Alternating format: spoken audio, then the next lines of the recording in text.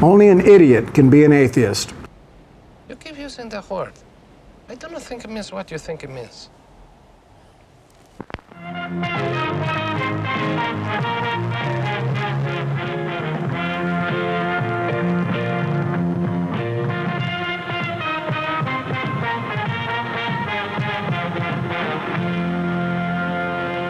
Hey everyone, JL here, and welcome back to Bridge the Divide, where I examine irrational beliefs, the irrational behaviors that follow, and how we, with education, rationality, and reason, can bridge the societal divides that they create. Today, we're going to take a look at the channel Wild Bill for America. Bill here is an alt-right, pro-theocracy conspiracy theorist, who is also a self-proclaimed outlaw for God. The roughest, toughest he-man, stuffest hombre has ever crossed the Rio Grande.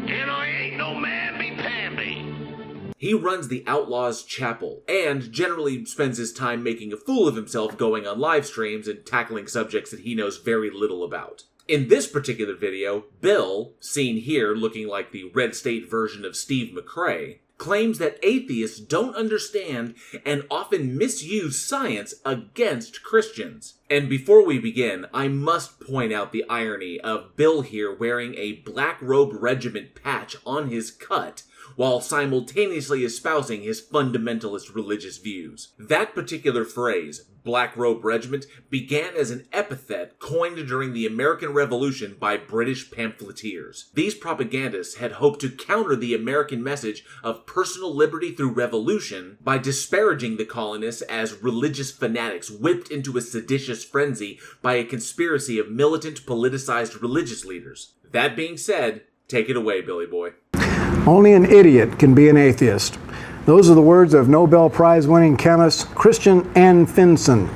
He went on to explain that we must admit that there exists an incomprehensible power of force with limitless foresight and knowledge that started the whole universe going in the first place. You know, over the years, I have become quite skeptical of theists and their quote mining. I'm honestly not sure why, but it's probably for a good reason. So let's take a quick look at the quote this historically ignorant blowhard no doubt cherry-picked to suit his narrative. Christian Outlaw was an American scientist who won the Nobel Prize for Chemistry in 1972. During his lifetime, he was considered one of the foremost experts on complex protein formation. In 1978, Anfinsen divorced his wife of 37 years, and a year later converted to Orthodox Judaism when he remarried. And in 1985, Anfinsen wrote in his autobiographical profile, "Although my feelings about religion still very strongly reflect a 50-year period of orthodox agnosticism, I must say that I do find the history, practice, and intensity of Judaism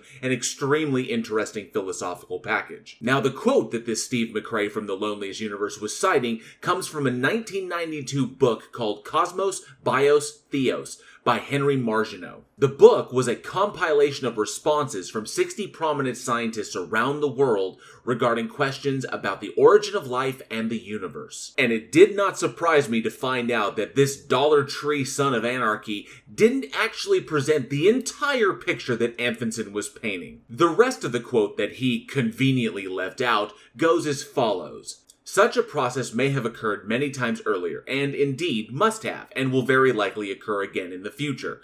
I enclose a favorite quotation from Einstein that agrees almost completely with my own point of view.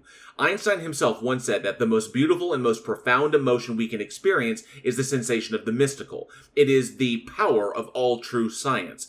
He to whom this emotion is a stranger, who can no longer stand wrapped in awe, is as good as dead. That deeply emotional conviction of the presence of a superior reasoning power, which is revealed in the incomprehensible universe, forms my idea of God. So with a simple Google search, we find that Anfinsen, much like Einstein before him, viewed the vast unknown of the universe and the compelling emotional drive to uncover those mysteries through science as God. And while Anfinsen and Einstein were both appealing to emotion there, neither one of them ever denied that.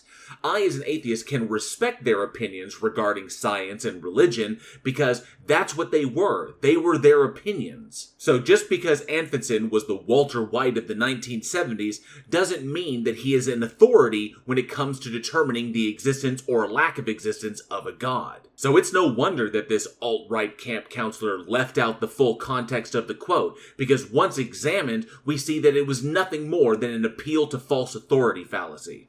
Science and the Bible fit together like a hand in a glove. In the context that multiple fields of science have repeatedly debunked the claims in the Bible, then yes, you're right. Science can in fact hold the Bible up as one of the perfect examples as to what you get when ancient ignorant humans interpreted the world around them. There is no contradiction between the Bible and legitimate, honest, scientific research. Nice. I rarely get to pull out the Bible and hit someone with the gross scientific errors within it. Here's a quick rundown of some of the absolute best. Seven-day creation, Genesis 2, 1-3. Human evolution, Genesis 1:27. A global flood, Genesis 7:1. The Tower of Babel, Genesis 11, 1-9. Anatomy of insects, Leviticus 11:20. Classification of bats, Leviticus 11, 13-19. The smallest seed, Matthew 13:32, the behavior of ants, Proverbs 30:25, the value of pi, 1 Kings 7:23, the firmament and stellar illumination, Genesis 1, 6-20, planetary formation, Genesis 1:1, and rotation of the earth, 1 Chronicles 16:30. And those are just some of the bigger ones. I wonder how he'd respond if presented any of these. Probably something about context. Now, that statement is going to drive atheists into a screaming rage because hiding behind junk science is their favorite tactic. Might want to check your dictionary, my dude, because hilarious doesn't mean screaming rage. It means extremely amusing. And on a completely unrelated note, slapping Vince McMahon's face on an image of something being used in the context of calling something else fake is particularly poetic. Especially when coming from someone who can only be described as the literal embodiment of the WWE demographic. One of the biggest lies of the 20th century was that science has proven the Bible false. Technically, science has proven many of the claims within the Bible to be false. The only thing that can be absolutely proven beyond a shadow of a doubt about the Bible is that it's a really old book. But most of the shit within it, yeah, it's all pretty much crap. Which is even funnier considering that the very first person that Bill here cited in his video was an Orthodox Jew who didn't believe that Jesus was the Messiah. I swear, Great Value Jake the Snake here needs to pick a damn lane. Well, real scientists disagree.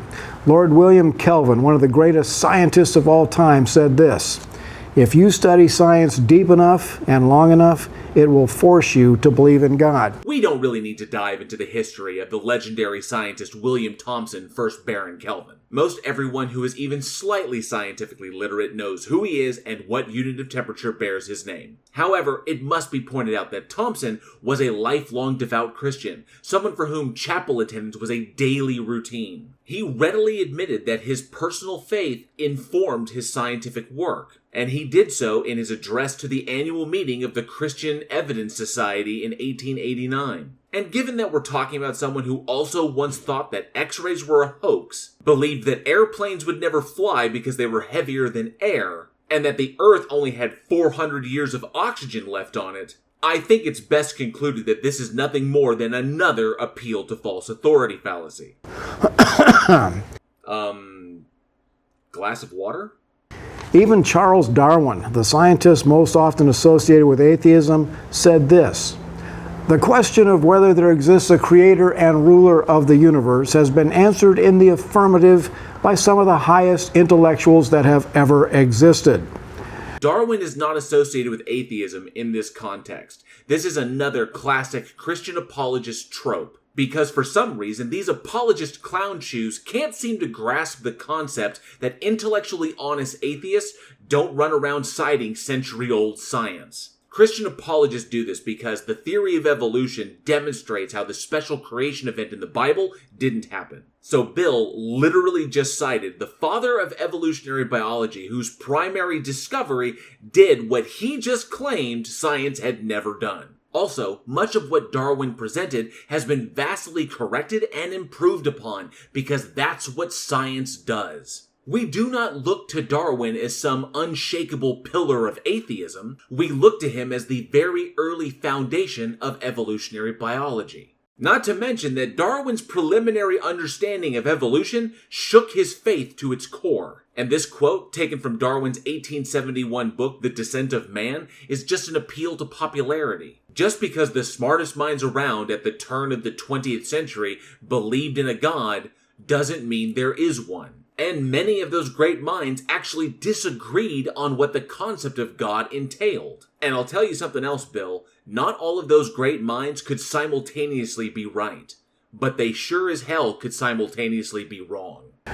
If you're a Christian, you have nothing to fear from militant atheists who pose as scientists. Militant atheism is a response to the observed societal fracturing caused by fundamental religious ideology. They see it as one of the great threats to the progression of our species, much like climate change, nuclear war, and the Kardashians. And every militant atheist that I've encountered who claims to be a scientist is actually a scientist working professionally in their field. The others could be classified as science communicators. Because scholarly articles often read like legal documentation, and the vast majority of scientists aren't really that good at communicating complex information to the general layman, there are versed people out there who have taken it upon themselves to relay that information to the general public in a manner in which it can be readily understood. So, Bill, instead of ad-homing the people who are presenting the arguments, how about you just address the arguments that they're presenting? My prediction is that Bill will never do this. 1, because he knows he's wrong. And 2, because he'd get his horseback chapped ass handed to him by a professional. They're paper tigers who rely not on science but on politics and intimidation to keep Christians silent.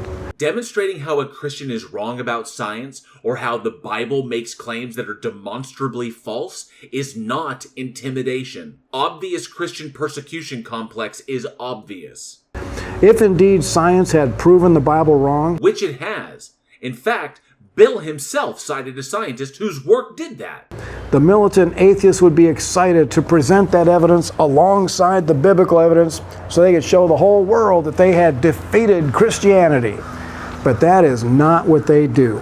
Dude, have you met Aaron Ra? It's literally like all he does. But let's make sure that we get one thing abundantly clear. The existence of God and the truth of the Bible are mutually exclusive concepts. Demonstrating the Bible to be wrong says absolutely nothing about the existence or non-existence of a God. Doing so only demonstrates that the book has incorrect information pertaining to science, history, and the nature of such a being. It's pretty much the exact same argument that you apologists would make concerning the truth claims of the Quran. Atheists rely on lawsuits, court injunctions, and screaming intimidation to keep creationists from presenting their side of the story. No, atheists must sometimes take the legal route because this country, no matter how badly old Bill here wants it to become one, is not a theocracy. Religion and religious ideology has no place in schools, politics, or legislation. And we will continue to ensure, through every legal avenue we have, that religious ideologies don't destroy our democracy in the name of a God that, 1, cannot be demonstrated to exist, and 2, not every citizen believes in. Bill, if you and your ilk want to form your own little theocratic nation, go find yourself an island and start one. In fact, I've assembled a few good selections for you.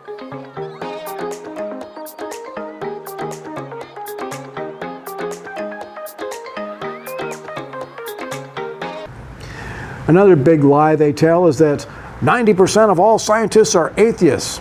Well, the University of Indiana did a study that shows that over half of all scientists believe in God. I don't know where he got that 90% claim, because I can't find it anywhere. It's probably some bullshit that either he heard someone make up or he made up himself. And I also couldn't find this proposed study from the University of Indiana anywhere, which may explain why there was no DOI link provided in the description of his video. However, I did find two different studies.